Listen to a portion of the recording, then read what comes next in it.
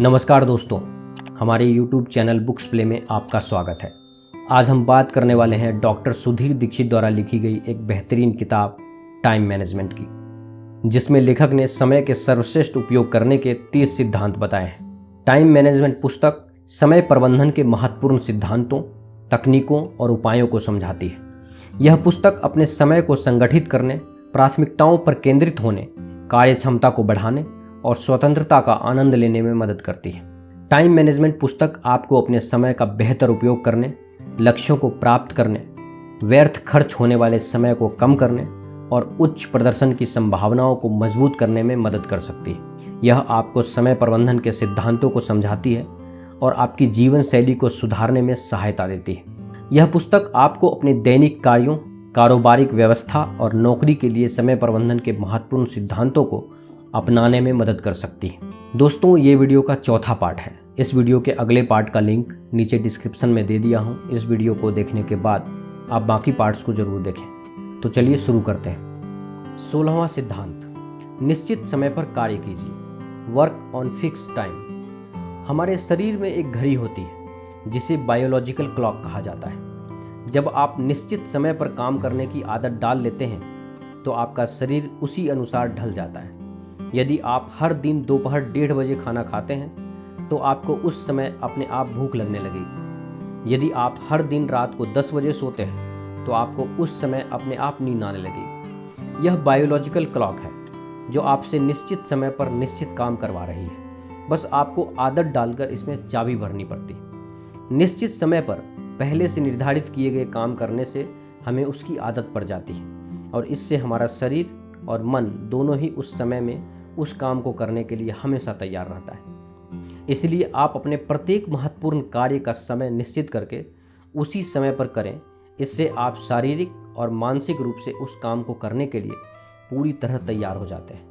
उदाहरण के लिए, अगर आप प्रतिदिन सुबह 5 बजे घूमने जाते हैं तो आप इसी समय प्रतिदिन घूमने जाइए। इससे आपको आलस कम आएगा और आप मानसिक और शारीरिक रूप से पहले से ही तैयार रहेंगे। 17वां सिद्धांत, समय की बर्बादी का गुरुत्वाकर्षण नियम को जानिए। Know the gravitational law of time killing. W Edwan Deming कहते हैं, आम अमेरिकी कर्मचारी के कामकाज में एक दिन में 50 व्यवधान आते हैं, जिनमें से 70% का उसके काम से कोई संबंध ही नहीं होता। यदि आप हवा में छलांग लगाएं तो क्या होगा? पृथ्वी की गुरुत्वाकर्षण शक्ति के कारण आप नीचे आ जाएंगे। यही समय के मामले में भी होता है। जैसे ही आप कोई महत्वपूर्ण काम शुरू करते हैं वैसे ही रुकावटें और बाधाओं की गुरुत्वाकर्षण शक्ति सक्रिय हो जाती है और आपको नीचे धकेलने लगती है। वे आपसे कोई दूसरा काम करने को कहेंगे। कोई आपसे मिलने आ जाएगा, किसी का फ़ोन आ जाएगा, बॉस आपको कोई अति आवश्यक काम थमा देगा, पत्नी बाजार से कोई ज़रूरी सामान मंगाएगी, बच्चे होमवर्क में आपसे मदद मांगेंगे। यह और कुछ नहीं, गुरुत्वाकर्षण का नियम है। इसका मतलब है कि जैसे ही आप कोई भी महत्वपूर्ण काम शुरू करते हैं आपके सामने तरह तरह के रुकावटें और बाधाएं सामने आने लगती हैं। इसे ही समय की बर्बादी का गुरुत्वाकर्षण नियम कहते हैं। आपको उसके प्रति सतर्क रहना चाहिए। इस दुनिया में लोग दूसरों की तरक्की देखकर हमेशा से जलते आए हैं, दूसरों के काम में अड़ंगा लगाने के लिए हमेशा तैयार रहते हैं। आपके आसपास के लोग और रिश्तेदार भी हमेशा आपके काम में बाधा डालने की पूरी कोशिश करते रहते हैं। इससे बचने का एक ही उपाय है कि आप अपना मुंह बंद रखें। किसी को भी आप यह ना बताएं कि आप क्या कर रहे हैं। अगर आप अपनी योजनाएं दूसरों को बताएंगे तो आप अवश्य ही उस काम को करने में विफल हो जाएंगे, क्योंकि फिर अनावश्यक बाधाएं चारों तरफ से आपके कार्य को पूरा नहीं होने देगा। हर अच्छे काम को करने में बाधाएं आती हैं, इसीलिए उनसे निपटने के लिए पहले से ही योजना बनाकर रखें। लोगों से विनम्रता से लेकिन दृढ़ता से ना कहना सीखें। 18वां सिद्धांत, न्यूटन के गति के पहले नियम का लाभ उठाएं। Take benefits of Newton's first law. Ingvar Kamprad का कथन है, आप 10 मिनट में बहुत कुछ कर सकते हैं। ये 10 मिनट अगर चले गए तो हमेशा के लिए चले जाएंगे। अपने जीवन को 10 मिनट की इकाइयों में बांट दें और निरर्थक गतिविधियों में न्यूनतम समय बर्बाद करें। न्यूटन की गति का पहला नियम यह कहता है कि कोई भी चीज़ अपनी अवस्था को तब तक नहीं बदलता जब तक कि उस पर कोई बाहरी बल ना लगाया जाए। यही बात कार्य के संबंध में भी हम इंसानों पर लागू होता है। हम कोई कार्य तब तक नहीं करते हैं जब तक कि हम पर उस कार्य को करने का दबाव न बन जाए, और यह दबाव बाहरी भी हो सकता है और भीतरी भी। हमारे अंदर से कार्य करने की जो प्रेरणा और दबाव पैदा होती है उसे ही हम आत्मानुशासन या स्वप्रेरणा कहते हैं। आप निष्क्रिय अवस्था से आत्मानुशासन का प्रयोग करके अपने ऊपर दबाव बनाकर सक्रिय अवस्था में आ सकते हैं और अपने जीवन को बेहतर बना सकते हैं। आपको अपने जीवन को बेहतर बनाने के लिए अनुशासन में रहने की और मेहनत करने की पूरी जिम्मेदारी आपकी अपनी है। इसलिए न्यूटन के गति के पहले नियम का लाभ उठाइए। इसके अनुसार एक बार जब आप सफलता की राह पर चल देंगे तो आप तब तक नहीं रुकेंगे जब तक कि कोई बाहरी बल आपको रोक ना दे। एक कहावत भी है, कोई भी दूरी बड़ी नहीं है, मुश्किल काम तो सिर्फ पहला कदम उठाना होता है। 19वां सिद्धांत, यह महत्वपूर्ण नहीं है कि आपने कितने समय काम किया, महत्वपूर्ण तो केवल परिणाम है। Only result matters. अल्फ्रेड ए मोंटापर्ट कहते हैं, गति और प्रगति में गफलत ना करें। बच्चों का आगे पीछे हिलने वाला घोड़ा गति तो करता है लेकिन प्रगति नहीं करता।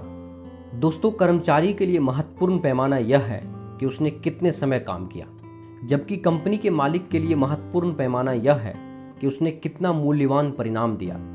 आपका क्षेत्र चाहे जो हो, सबसे सफल लोगों का ध्यान हमेशा परिणाम पर केंद्रित होता है। वास्तविक दुनिया में यह महत्वपूर्ण नहीं है कि आपने कितने समय काम किया, बल्कि महत्वपूर्ण तो आपके कार्य का केवल परिणाम होता है। इसीलिए इस बात से कोई फर्क नहीं पड़ता कि आपने किसी काम को करने में कितना समय लगाया।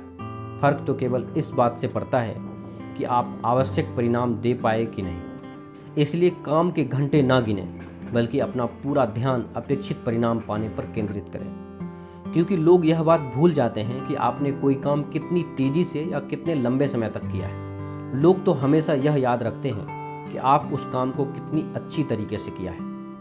20वां सिद्धांत, तय करें कि कौन सा काम कब करना है। Decide the priorities of work for time management. Dale Millman कहते हैं, मैंने यह सीखा है कि हम कुछ भी कर सकते हैं, लेकिन हम सब कुछ नहीं कर सकते, कम से कम एक समय में तो नहीं। इसलिए प्राथमिकताओं के बारे में सोचते समय आपका ध्यान इस बात पर केंद्रित नहीं होना चाहिए कि आप कौन सा काम करते हैं, बल्कि इस बात पर होना चाहिए कि आप उन्हें कब करते हैं।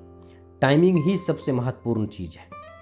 दोस्तों, हमारे पास हर काम को करने के लिए कभी भी पर्याप्त समय नहीं होता है, लेकिन सबसे महत्वपूर्ण काम करने के लिए हमेशा पर्याप्त समय होता है। टाइम मैनेजमेंट का मतलब यही है कि आप यह निर्णय कर लें कि आप महत्वपूर्ण काम कब करेंगे और गैर महत्व के काम या छोटे मोटे काम कब पूरा करेंगे। उदाहरण के लिए, अगर आप सुबह सुबह टीवी देखने बैठ जाएं या फ़ोन पर अपने दोस्तों से गपशप करने में लग जाएं या इंटरनेट सर्फिंग करने लगें, तो आप अपने महत्वपूर्ण काम को पूरे दिन में कभी भी नहीं कर पाएंगे। सुबह का कीमती समय आप फालतू काम को करने में बर्बाद ना करें। जिस तरह सभी जूते एक नाप के नहीं होते, उसी तरह सभी काम भी एक समान नहीं होते। कुछ काम महत्वपूर्ण होते हैं जिनमें ज़्यादा समय और एकाग्रता की ज़रूरत होती है। कुछ काम छोटे होते हैं जिन्हें आसानी से कभी भी पूरा किया जा सकता है, और कुछ काम ऐसे होते हैं जिन्हें आप नहीं कोई भी कर सकता है। यही टाइम मैनेजमेंट काम आता है। आप महत्वहीन काम दूसरों से करवा सकते हैं और समय खरीद सकते हैं। 21वां सिद्धांत, सुबह जल्दी उठें। Wake up early for efficient time management. Henry ward विचर ने कहा है कि सुबह का पहला घंटा ही आपके पूरे दिन का दिशा तय करती है। जो जल्दी सोता है, जल्दी उठता है, उसके पास स्वास्थ्य, पैसा और बुद्धि रहती है। इस कहावत को आज के युग में जितना नज़रअंदाज किया गया है, उतना किसी दूसरे कहावत को नहीं किया गया। अगर आप सुबह देर से उठते हैं तो आपके पास दूसरे सभी कामों के लिए तो समय रहेगा, लेकिन आपके पास खुद के लिए समय बिल्कुल भी नहीं बचेगा। इसीलिए समय के सर्वश्रेष्ठ उपयोग करने के लिए सुबह जल्दी उठें। सुबह के 1 घंटे में आप जितना अधिक काम निपटा लेते हैं, उतना आप दोपहर में 3 घंटों में भी नहीं कर पाते। अगर आप सुबह सूरज उगने से पहले उठ जाते हैं तो आपको ऑफिस जाने से पहले 4-5 घंटे का समय मिल जाएगा। इस समय का उपयोग आप व्यायाम करने में कर सकते हैं, पूरे दिन की योजना बनाने में कर सकते हैं, या अपने महत्वपूर्ण कामों को निपटाने में कर सकते हैं। दोस्तों, आप देख रहे हैं डॉक्टर सुधीर दीक्षित द्वारा लिखी बुक टाइम मैनेजमेंट की समरी। यह समरी आपको कैसी लगी कृपया हमें नीचे कमेंट बॉक्स में कमेंट करके ज़रूर बताएं।